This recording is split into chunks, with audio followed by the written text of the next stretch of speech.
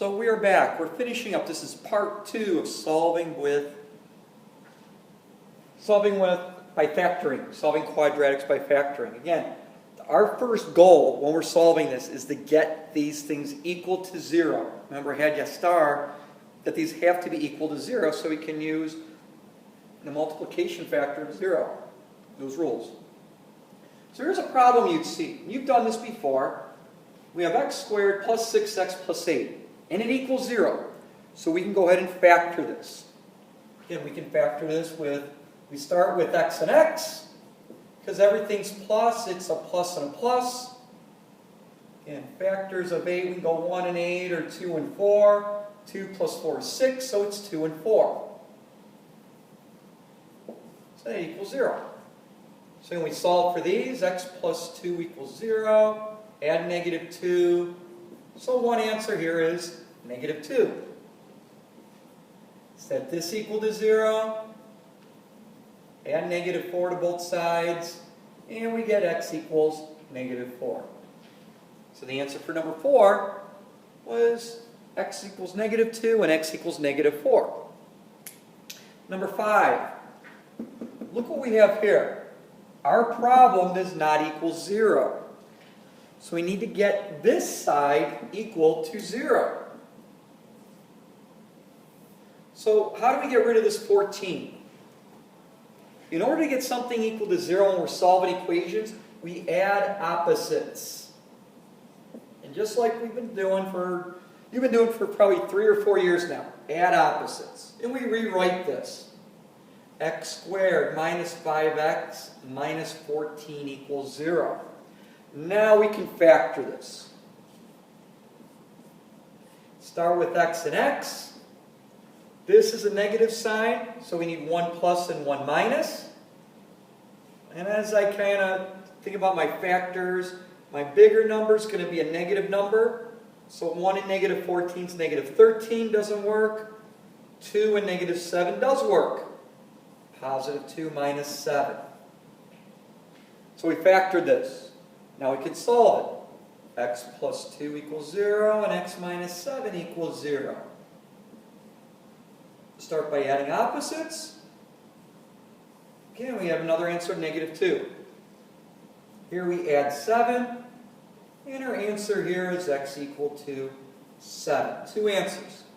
Negative 2 and positive 7. Number 6. Again, it equals 48. We need to set it equal to 0. So the first step, add negative 48. X squared plus 2x minus 48 equals 0. Again, because this is a negative number, when we factor these, 1 positive, 1 negative. When we factor these, it's going to end up being a positive 8 and a negative 6. So then when we set this equal to 0, x plus 8 equals 0, and x minus 6 equals 0. Add our opposites. And one of our answers is x equals negative 8. And when we add 6 here, we end up with x equals 6.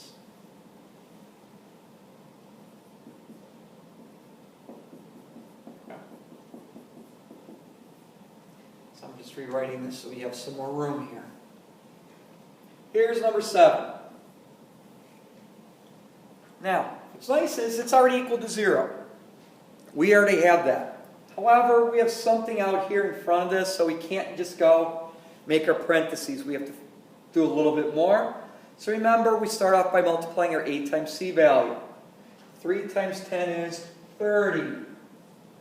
So now we need multiples of 30 to add up to 17. Now because both of these are plus, both of my terms here are going to be positive numbers. 1 and 30, that's the easy one. That's our layup. 1 and 30 is 31. Not quite there. We have 2 and 15. 2 plus 15 does equal 17. Bingo! We can now rewrite this.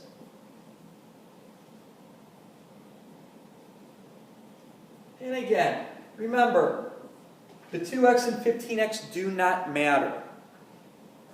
I can factor this by parts now. I can look at the first part, 3x squared plus 2x. I can factor an x out to make it 3x plus 2 inside. Here I can factor out a 5. Again, make it 3x plus 2. And again, these two things should match up. And then we clean it up. We have an x plus 5 and a 3x plus 2. And we need to solve these. Set both of these equal to 0. When we do this, x plus 5 equals 0 and 3x plus 2 equals 0. Negative 5 to both sides. So one answer is negative 5. Kind of running out of room here. When we solve this, 3x plus 2, we're going to add negative 2 to both sides. We're left with 3x equals negative 2. I'm going to kind of move it up here a little bit. Divide by 3. And our other answer is x equals 2/3 there. So there's 4 more problems we can do. That's how we use factoring in order to solve a quadratic equation. Remember, and to summarize, we want to first of all make sure our equation is equal to 0, and then we can start factoring, and then we can solve it. Set both parts equal to 0, find your 2 answers. Could be an integer, could be a fraction. See you next time.